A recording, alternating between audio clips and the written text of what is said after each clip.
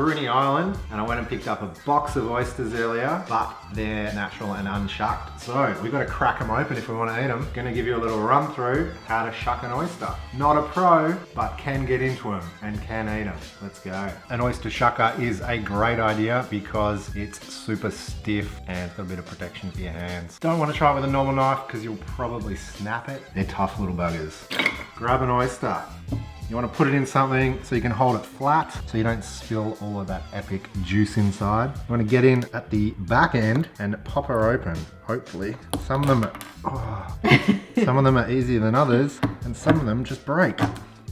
But that one just popped finally. And then she's connected over here and on the bottom. So we need to run our knife under and cut her loose.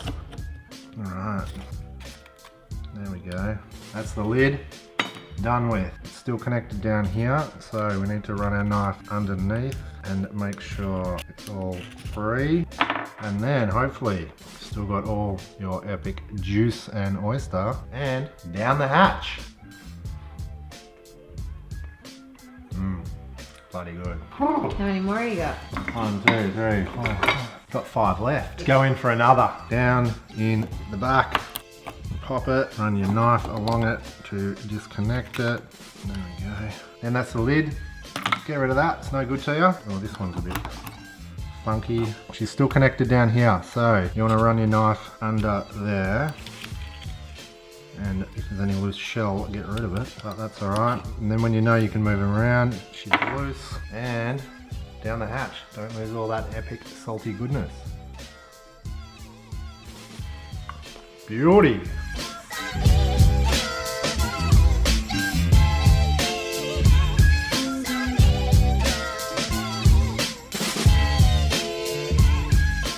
All right, one more. All that practice, you should be pretty good by now. You'd hope so.